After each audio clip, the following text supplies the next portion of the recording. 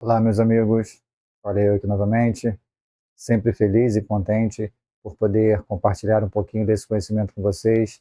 Eu fico sempre muito feliz com isso, porque quanto mais a gente compartilha conhecimento, mais a gente aprende e juntos nós iremos trilhar o caminho rumo à independência financeira. O tema de hoje é sobre os 5 erros que você deve evitar ao se investir no fundo imobiliário, porque com certeza você evitando esses 5 erros, você já estará na frente de muita gente no mercado. Mas se você quer saber de forma tranquila, de forma simples, mas de forma bem objetiva, como evitar esses erros de uma vez por todas, fique comigo depois da vinheta.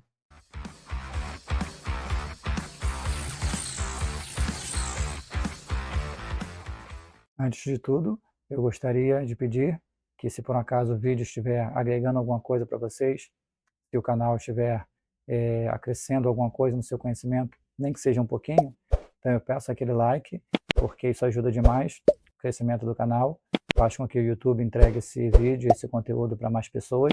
Eu queria pedir também que vocês dessem uma olhada na descrição do vídeo, pois tem links bem interessantes, referente a alguns livros, que é essencial para o seu crescimento no mercado financeiro.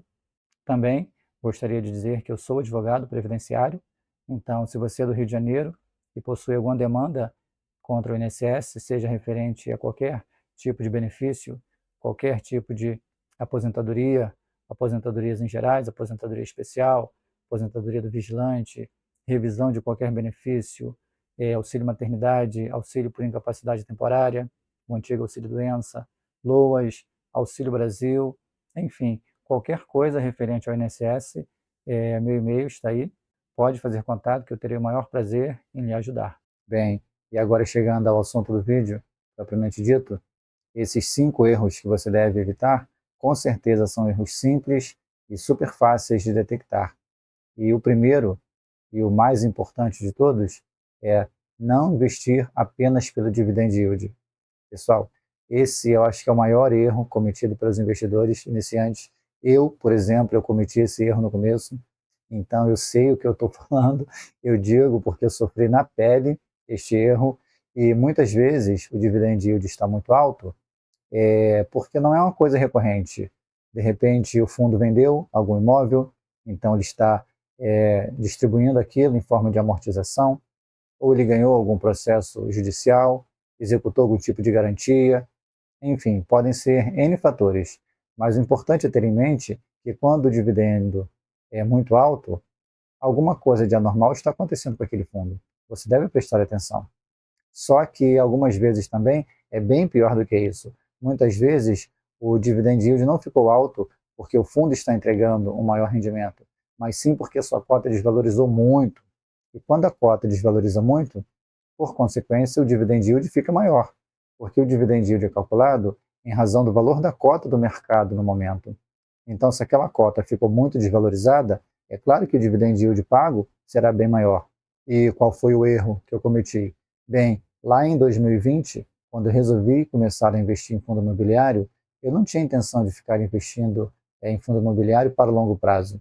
Na verdade, a minha intenção era separar o dinheiro por um período de tempo, deixar investido em algo que fosse bem rentoso. Por quê? Eu queria comprar terrenos, construir casas e vender. Então, eu achando que era muito esperto, resolvi deixar o dinheiro aplicado em fundo imobiliário, que estivesse pagando um grande dividendo, porque quando eu pegasse aquele dinheiro para investir na construção, ele já teria rendido uma boa grana. E como eu sabia que o fundo imobiliário não era tão volátil como as ações, o risco de perder dinheiro era pequeno. Isso era o que eu imaginava. Mas vamos ver na prática o que eu acabei fazendo. Bem, meus amigos, então aqui vocês podem ver exatamente tudo o que não se deve fazer. Esses FIIs que estão em laranja foram os 5 primeiros que eu investi, praticamente sem conhecimento nenhum, só com o intuito de ganhar o dividend yield alto, como eu falei para vocês. Então, esses 2 primeiros aqui, BBPO11 e BBRC11, os dois praticamente só alugavam imóveis para o Banco do Brasil. Ou seja, eu tinha 2 fundos que praticamente tinham os mesmos inquilinos, que era o Banco do Brasil. Então, olha o risco que eu estava correndo.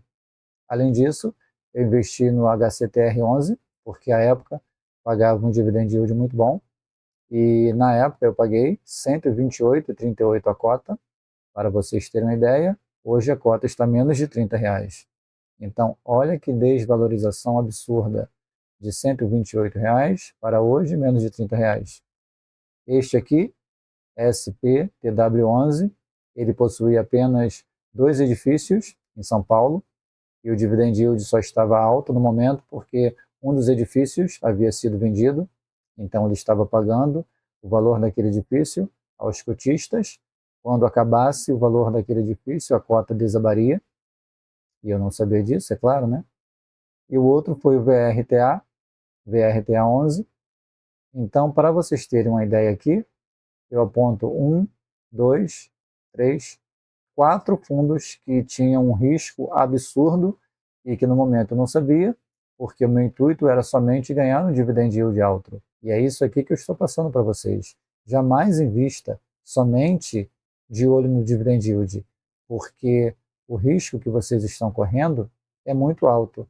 Com certeza vocês podem fazer a mesma coisa que eu fiz, ou até pior, e será uma porrada violenta. E o segundo erro que você deve evitar é não conhecer bem os fundos. Pessoal, é o dinheiro de vocês que está sendo colocado no mercado. Então, vocês têm que ter total segurança daquilo que estão fazendo. Para investir no fundo, se for um fundo de tijolo, você tem que ver qual o portfólio desse fundo. Tem que analisar bem esses imóveis, tem que ver sua localização, tem que ver a qualidade do imóvel. Quando se trata de contrato, você tem que ver se é um contrato normal, se é um contrato atípico. Normalmente o contrato atípico ele dura por mais de 10 anos, e se o inquilino sair antes de findar o prazo do contrato, ele tem que arcar com todo o restante, então dá uma segurança muito maior para os cotistas. Se for fundo de logística, por exemplo, você tem que estar muito ligado na concentração daquele fundo no tocante aos inquilinos. Se o inquilino representa uma parte muito grande da área locada desse fundo, então se aquela empresa quebrar, será um risco, o dividend yield tende a cair bastante. Além disso, é importante verificar a qualidade da gestora, principalmente a transparência da gestora, se está apresentando os relatórios devidos adequadamente. Tem fundo aí que a gestora praticamente não apresenta nem um relatório gerencial. Imagina você ser cotista de um fundo e você não tem acesso às informações importantes daquele fundo. Então você precisa estar bem atento antes de começar a investir. Já para os fundos de papéis, eles investem majoritariamente nos CRIs, que são os certificados de recebíveis imobiliários, ou seja, são dívidas do setor imobiliário. Normalmente, a construtora que é responsável por aquele empreendimento, ela procura uma securitizadora, e essa securitizadora adianta o valor que vai ser gasto na construção do imóvel. Essa securitizadora, então, converte essa dívida nos CRIs, nos certificados, e ela disponibiliza esses certificados para o mercado, para os investidores. Então, ele aceita o risco dessa dívida em troca de um retorno maior, em troca de juros maior. E esses CRIs, eles apresentam grau de risco variado. Normalmente, quanto maior é o risco, maior é o retorno. Quanto maior for a segurança desse crédito, menor é o retorno. O terceiro risco é investir apenas com base no PVP. Pessoal, o PVP é importantíssimo, mas, assim como o dividend yield, ele não deve ser analisado pura e simplesmente só nesse indicador e você já investir. Por quê? Nós já sabemos que o PVP, quando é igual a 1, normalmente o preço desse ativo está sendo negociado pelo seu valor justo. Se for acima de 1, tem um pouco de ágio, e abaixo de 1 tem desconto. Só que muitas vezes ele está sendo negociado acima de 1, mas porque o FII tem uma ótima qualidade. Ele se destaca muito dos seus concorrentes. De repente tem baixíssima vacância, a inadimplência é quase zero, o FII apresenta resultados recorrentes ao longo dos anos, a gestora mostra um trabalho excepcional, e outras vezes aquele desconto que você pensa que é um desconto, mas não é apenas um desconto, é um grande problema, principalmente quando o PVP está muito descontado. E às vezes acontece algo que é pior ainda. Às vezes não é o dividend yield que está alto, e sim a cota que caiu bastante. porque quando a cota desvaloriza muito, consequentemente, aquele dividend yield pago ele se torna maior, porque ele é calculado em razão do valor da cota do momento. Então, quando ele está muito descontado, preste muita atenção, verifique bastante se não é um erro, se não é um risco muito grande, ou se é apenas um simples desconto, porque isso pode te livrar de uma grande enrascada. O quarto erro é investir apenas em fundo monoativo ou monoinquilino. Isso foi aquela burrada que eu fiz para vocês com aqueles fundos que alugavam somente para o Banco do Brasil. E eu investi logo em dois. Então, quando a gente fala em diversificação, a gente está falando também em segurança. Quanto mais diversificado for aquele fundo, maior segurança traz para o cotista. Então, quanto mais imóveis ele tiver, melhor. Quanto mais inquilinos ele tiver, melhor. Ele não vai sofrer tanto se tiver um problema com determinado imóvel ou com determinado inquilino. Nunca, jamais invista no fundo que tem apenas um ou dois imóveis, com uma concentração muito grande de inquilino, a não ser que você faça isso realmente sabendo do risco. Às vezes, o fundo é monoativo ou monoinquilino, mas ele está muito descontado, ele está muito barato, a sua cota está lá embaixo, e aí você compra aquele ativo pensando na especulação, pensando na valorização futura. De repente, quando ele voltar, alugar todo aquele imóvel, o valor da cota vai subir. Então, esse risco você tem que estar ciente. Muitas vezes as pessoas se pegam apenas pelo yield, apenas pelo PVP, investem naquele fundo e não vê que o risco maior está na concentração apenas de um ou dois ativos, ou apenas um ou alguns inquilinos. E para mostrar que o risco disso é bem grande, então vamos ver na prática o que aconteceu num passado bem recente. Bem, pessoal, isso aqui resume bem o que eu estou querendo passar para vocês. Este aqui é o XPCM11, que é o Corporate Macaé. É um fundo que possui apenas um imóvel, um edifício em Macaé, e este prédio era alugado para a Petrobras. Então a Petrobras era um excelente cliente, só que de repente ela resolveu rescindir o contrato. Então, aquele fundo que só tinha apenas um prédio, com apenas um inquilino, ele era negociado na casa dos seus R$ 75, e hoje em dia está sendo negociado apenas por R$ 7,87. Então, olha que absurdo que aconteceu aqui. De R$ 75,25 para a casa dos R$ 7 que está sendo negociado hoje em dia, o fundo desvalorizou apenas 90%. 90%. Então, imagina você tendo uma desvalorização na sua carteira de 90% sem saber do risco que você estava correndo. Quando você sabe desse risco e você investe ciente disso, é outra coisa. O que não pode é você ser pego de surpresa com a desvalorização tão grande desse jeito. E o quinto erro que eu quero passar para vocês é comprar caro e vender barato. E pessoal, este é com certeza o erro mais difícil de se evitar, mas quando você compreende a lógica por trás disso e quando você começa a evitar este tipo de erro, com certeza você passou de um investidor iniciante para um investidor experiente. E a grande dificuldade que temos para evitar este tipo de erro é que ele é completamente contraintuitivo. E eu comecei a aprender mais sobre isso, comecei a entender melhor quando eu li um livro do professor André Moraes, e ele tinha até na época um canal aqui no YouTube que se chamava Afastando da Manada, e é justamente isso que você tem que fazer. Você tem que literalmente se afastar da manada. Por quê? O que acontece na maioria das vezes? A pessoa começa a investir quando ela começa a ver na mídia que a bolsa está nas suas máximas, que está no seu preço recorde, que a bolsa vem subindo vertiginosamente, ou começa a falar de determinada empresa, que aquela empresa está tendo lucros absurdos, que a sua cotação está valorizando dia após dia. Ou seja, quando você vê várias notícias pipocando na mídia, é que você quer investir naquele ativo. E quando isso acontece, o melhor momento de você investir já passou, já ficou para trás. Quando a mídia toda está em cima daquele ativo, ou está em cima do mercado financeiro, falando que essa é a hora de você investir, com certeza o preço está lá em cima. E você pode até investir, mas você tem que saber do que você está fazendo. Por quê? Você investe nesse momento, quando o preço está alto.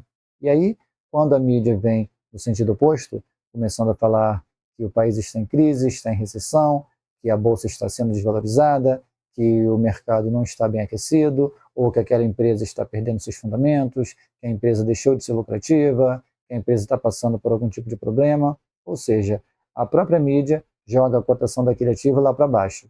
E aí você fica desanimado, e aí você vê que você está perdendo bastante dinheiro. O que você faz? Você vende. Então você vende no pior momento. Você comprou quando estava muito caro e você vendeu quando estava muito barato. Então esse erro é clássico. Compra caro, vende barato. E isso vira um ciclo vicioso, porque você não consegue sair desse ciclo. Você compra quando todo mundo está falando aquele ativo. E aí, diante do pavor do mercado, quando todo mundo está falando justamente o contrário, você vende. Mas então, por que se afastar da manada? Por que ir contra a corrente? Por quê? Se você confia em determinado ativo, e é por isso que eu defendo o investimento de longo prazo, se você quer ter aquele ativo em carteira, se você quer ficar com ele por longos anos, se o preço está caindo, mas se você ainda acredita naquele ativo, se ele não perdeu os fundamentos, se tudo que te fez investir naquele ativo pela primeira vez continua valendo, você vai continuar reaportando. E quanto mais cair a cotação, quanto mais barato ficar, mais você vai aportar. Por sua vez, quando aquele ativo valorizar muito, quando todo mundo ficar falando, quando a mídia toda estiver em cima daquele ativo e o seu preço médio estiver lá em cima, você já vai pensar em vender. Então aí você inverteu a lógica. Você comprou barato e você vendeu caro. Então você agora é vencedor no mercado. Você deixou de ser um investidor principiante que agia em razão do medo, do pavor, e passou a agir com mais lógica, com mais cautela. Então isso é o que acontece com a maioria das pessoas. As pessoas são influenciadas pela mídia, pelos influenciadores, e ela mesma não faz avaliação. Você tem que fazer a sua avaliação. Você tem que saber o seu momento de investir. Você tem que entender a sua estratégia. Quando você entende a sua estratégia, quando você faz a sua avaliação e você tem confiança naquilo que você está fazendo, não importa em que situação o mercado esteja, você vai saber se é a hora de você comprar, você vai saber se é a hora de vender, você vai saber quando você fica fora do mercado, porque ficar fora do mercado, deixar de operar, também é operar, também é muito importante, nem sempre é o momento ideal, nem para vender, nem para comprar. É melhor você ficar de lado. Então, meus amigos, estes foram os 5 principais erros que os investidores, principalmente os iniciantes, cometem. Se o vídeo foi bom, se foi proveitoso para vocês, se agregou alguma coisa no seu conhecimento, deixe aquele like para fazer com que o YouTube entregue este conteúdo para outras pessoas. Deixem seus comentários, façam suas sugestões, tirem suas dúvidas, porque às vezes a sua dúvida é a dúvida de um outro colega e com certeza trará ideias para que a gente possa fazer outros vídeos. Um abraço, vejo vocês no próximo vídeo.